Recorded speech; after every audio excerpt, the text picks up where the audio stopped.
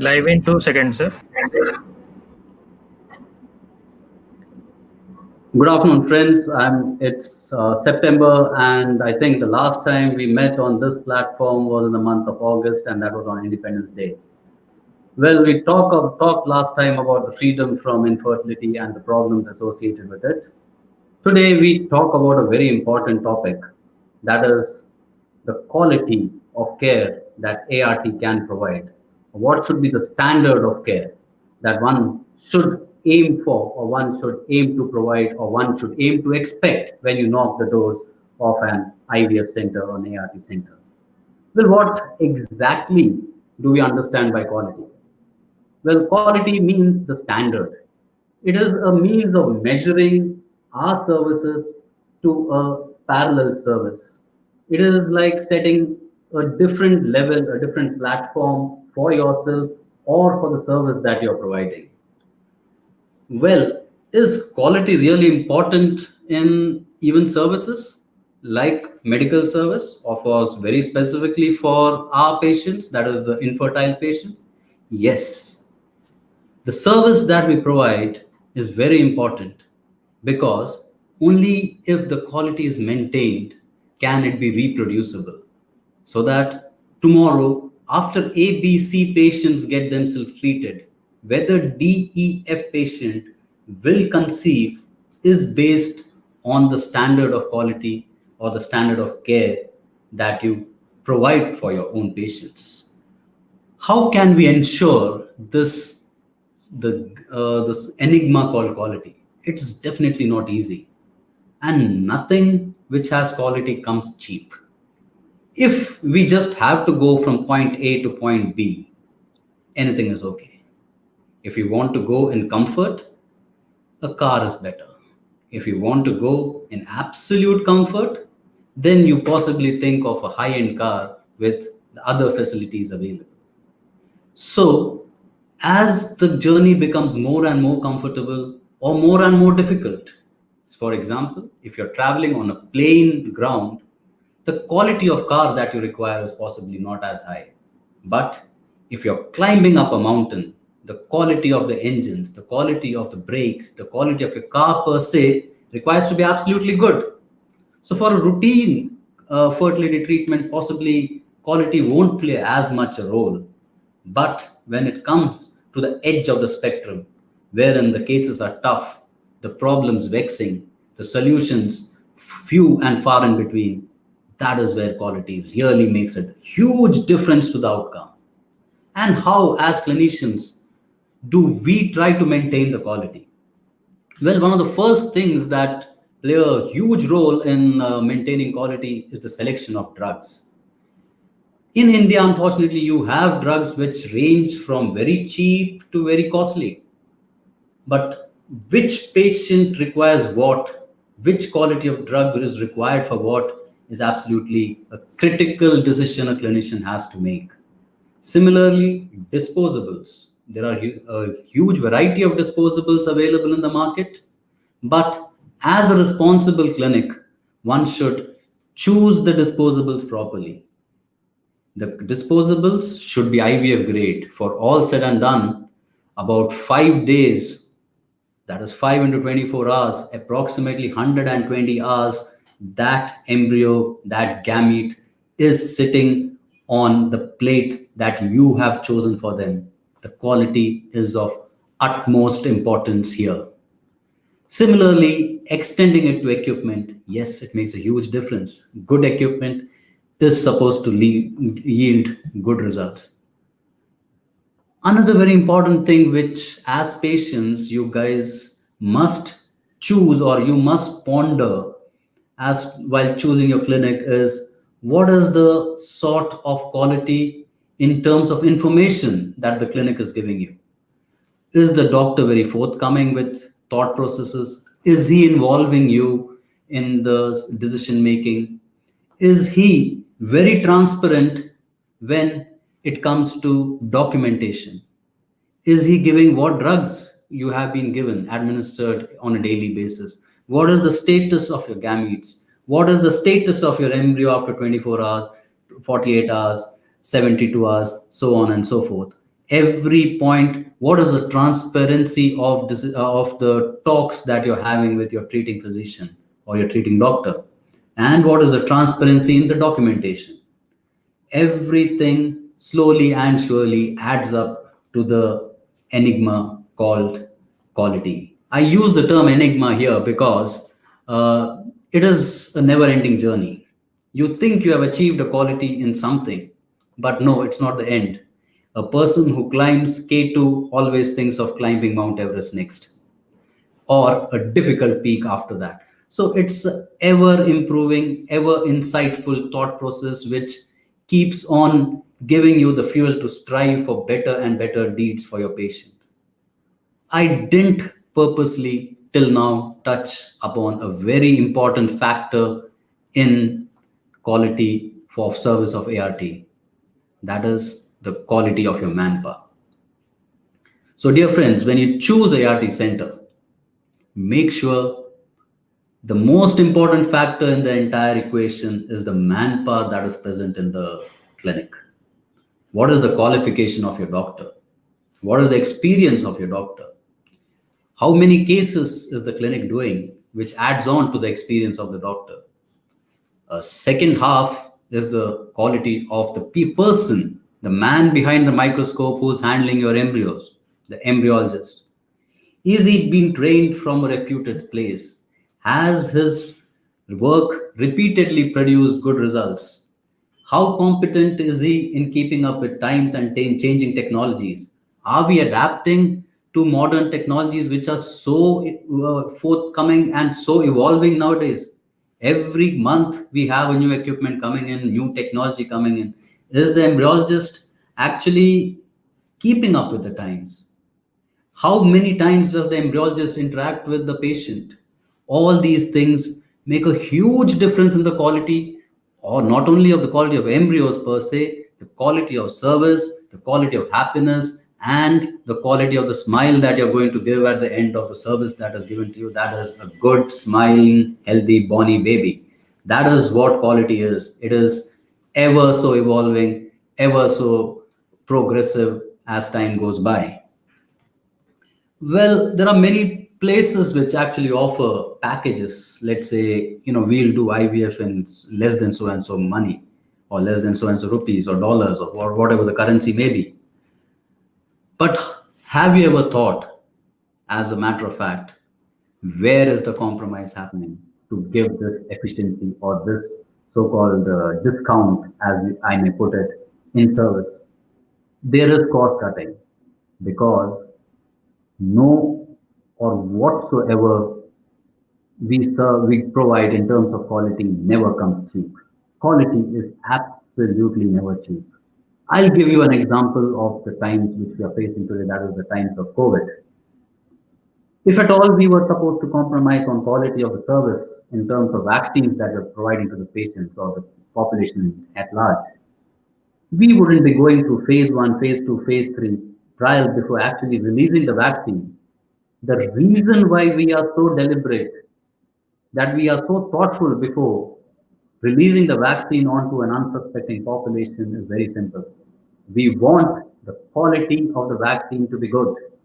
That is the reason why we have painstakingly refrained from giving out any vaccine to the population. And that is the reason why all the world bodies related to health are insisting on testing all the vaccines again, because quality is not cheap. And vis-a-vis ART, quality is definitely not cheap. It takes a lot of effort in terms of training the manpower, training the embryologists, training the doctors, training the staff present in the clinic to maintain the quality, the standards that the patient deserves, the care, the standard of care the patient deserves. And in this, also the procurement of equipment, which is of IVF grade, of IVF standard, also requires a lot of insight. So friends, quality in ART is very, very important. A very important role quality does play when it comes to fructifying your results, giving you the pregnancy that you so desire, that you have been so keen and running after ever since you made the decision to change yourself from partners and to emerge into the world of parents. Thank you. I have kept the talk absolutely short because I didn't want to bore you with a lot of statistics. But of course, any questions, I am most willing and honored to answer. So I'll just go on to the comment section to see if there are any questions. There is a question as to how can we know about the quality of an IVF center? Well, it is firstly not an easy question to answer. Firstly, you should know how long the center has been there.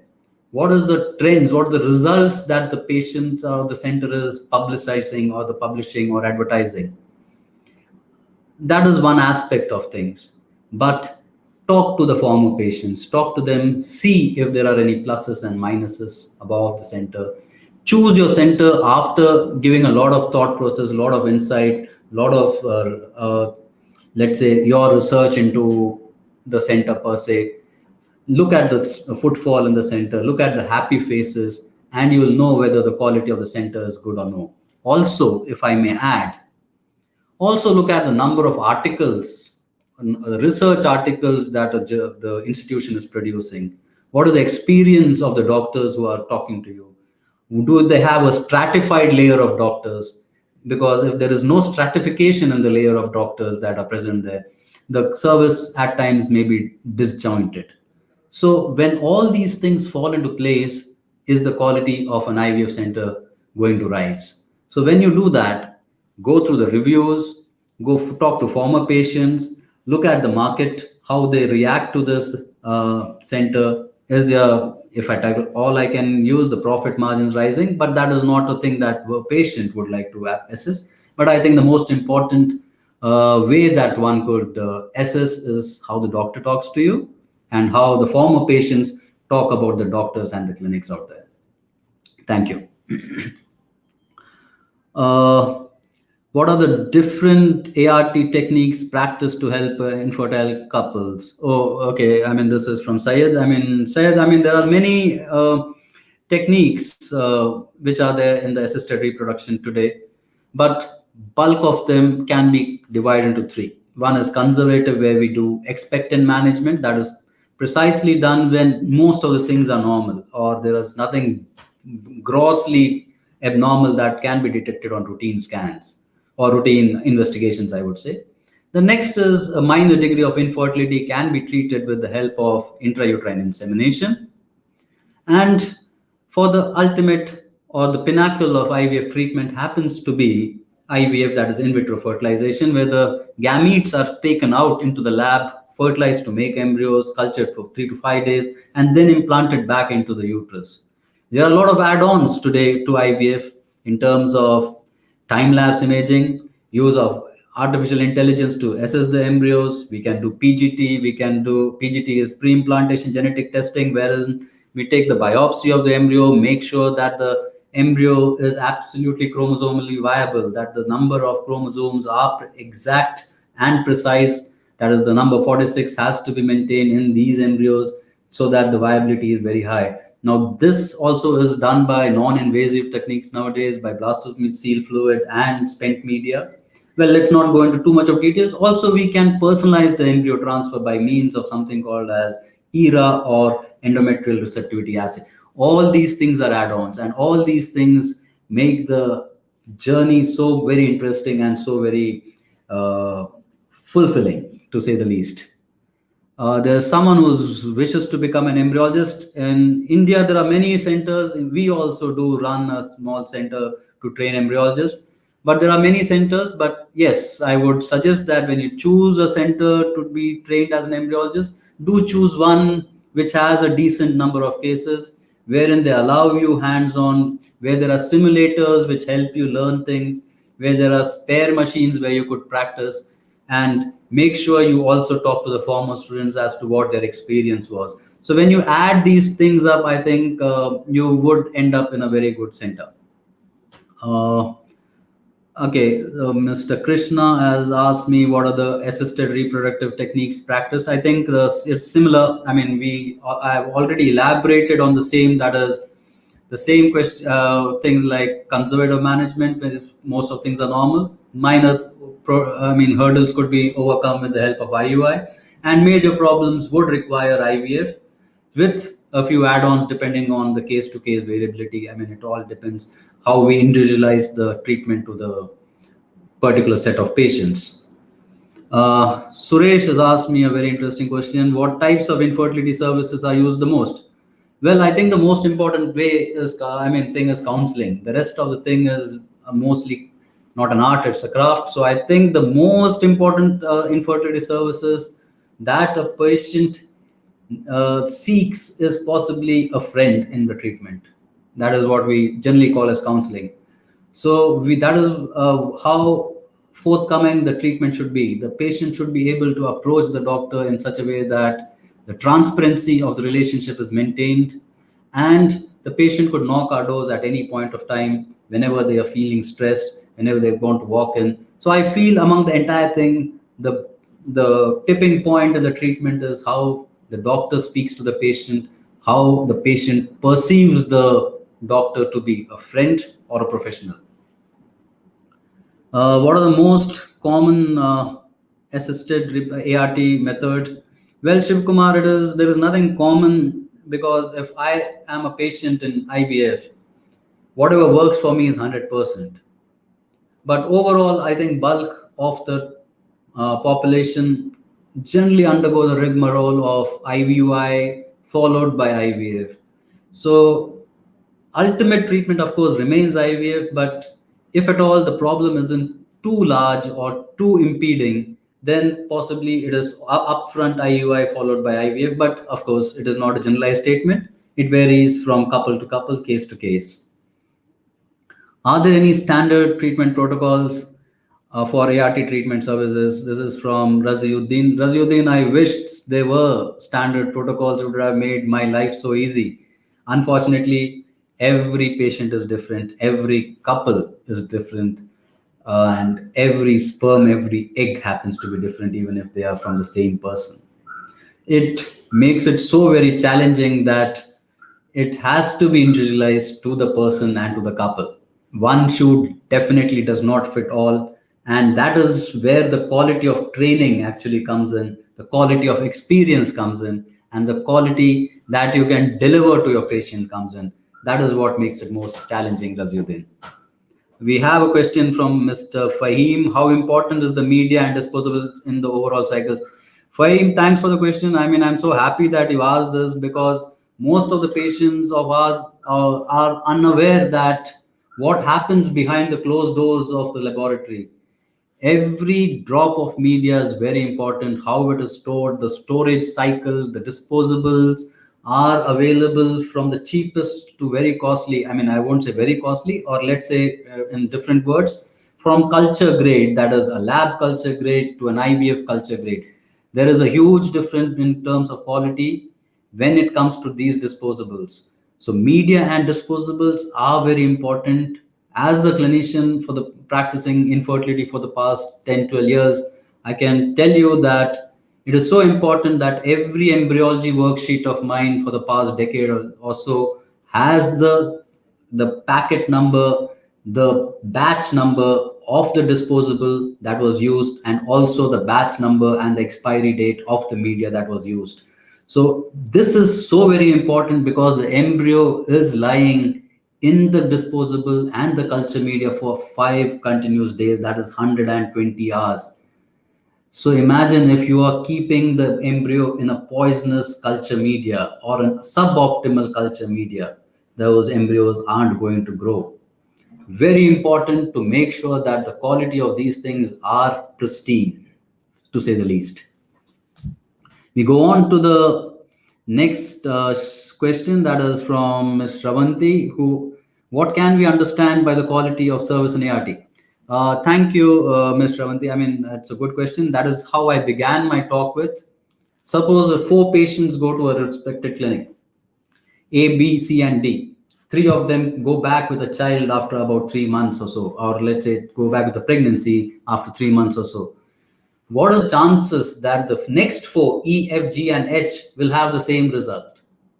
If we can maintain these same results of 75% in every 4 patients that are coming into your clinic, that means we are maintaining quality. And if we try to take this from 75 to 80, which we all must in all spheres of life try to improve our own quality. We must be a better person tomorrow than what we are today.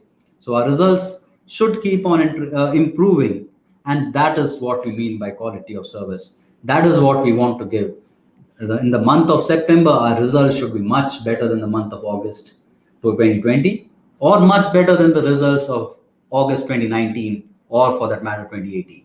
So it is important that the quality should be maintained, and for this maintenance of quality, so much of hard work goes. How can you determine the quality of a doctor? Pravalika, I mean, thanks for the question. I think I've touched upon these questions. Quality of the doctor is, of course, a very difficult thing to answer because I myself belong to that fraternity. Make sure your doctor is properly trained from a good institute. That's the first thing. That's the basis. Number two is, let's see his experience, his or her experience. Where have they been practicing? Have they been busy centers? How many cases have passed between her fingers? And what is the success rate when it comes to these individual doctors, if possible? Or let's say when it's a team, what is the individual success rate of the team or the center that you're knocking the doors off? I think that is what matters really. But also, remember, choose a clinic which befriends you. That will give you the satisfaction of going through this troublesome journey in a better way. So all these things possibly determine the quality of a doctor. Mr. Patel has asked, are there any government organization or others that certify quality control? Well, there are NABH accreditation for hospitals, and for us, we have the ART bodies accrediting us. And that is again an important thing which I possibly missed in my talk. Choose a center which is accredited by one of these bodies. The ICMR has accreditation for ART center. So make sure that the clinic that you're knocking the doors off is recognized by ICMR for both doing IVF, and if possible, the feather on the cap is if they are accredited and recognized as a center for training for doctors. So with these aspects, I guess your choice would be correct. There's a question from Sabita. Sabita is asking us a question. Does the quality of equipment affect the result? Of course, Sabita, it does. If my name would suggest that I'm from the background of the army. If I use a village-made pistol or a Colt pistol, the result is going to be different. You would agree, Sabita. The first pistol, which is a katta or locally made, might miss the target. But I'm sure if you use the Colt properly, it will hit the target. Similarly, if you wish to hit the quality of service that you intend for your patients, the equipment plays a very, very important role. And that is very important as far as a patient is concerned also, because despite the best medicines, despite the best doctors, if the equipment is not pristine or not of the correct standard, possibly the result might not be very good. So make sure, just take a walk, a virtual walk, because no one is going to allow you in the lab, or ask your embryologist, is my embryos going to be safe in your incubator? Is the standard of incubator adequate so that my embryos survive 5 days? Please ask your embryologist that and see the confidence on his face when he answers that question. That will tell you how important equipments are in IVF. Madhvi has said, nice webinar, thanks a lot. Do drugs vary in effect? This is from Shweta. Shweta, yes. Well, quality comes at a price, Shweta. And if you want the correct action, I think one must loosen the purse strings a bit. And for all said and done, the drugs of IVF are not very cheap. So if quality has to be maintained, it comes at a price. There's no doubt about it. And when quality varies from drug A to drug B to drug C, the effects also would vary from drug A to drug B to drug C. What is good, what is bad might not be as, I won't be as forthcoming to answer this question, because we have to use many drugs to get a patient pregnant. In the sense, there are different drugs that are used at different parts of the stimulation protocol and different parts of the embryo transfer, and a lot of things do matter. But as a broad statement, quality of drugs will determine the quality of embryos and will determine the quality of service. Is there any other questions? I think we are through with the questions which have come up, but notwithstanding that, since it is Facebook and since it's going to be available for a prolonged period of time and the question box is available for you, please do post your questions about this topic, that is quality of service in ART. It's a very close topic to my heart, and I am very passionate when it comes to providing quality of service to our dear patients, to our needy patients. And hence, any questions which are put in the question box henceforth will definitely be endeavored to be answered as soon as possible. So with that, I take I bid farewell, or as I say goodbye for this present meeting, and do hope to catch you in the near future. Till then, do take care of yourself and make sure you're absolutely safe and sound and protected from the COVID epidemic that is going on right now. Thank you very much and have a great day ahead.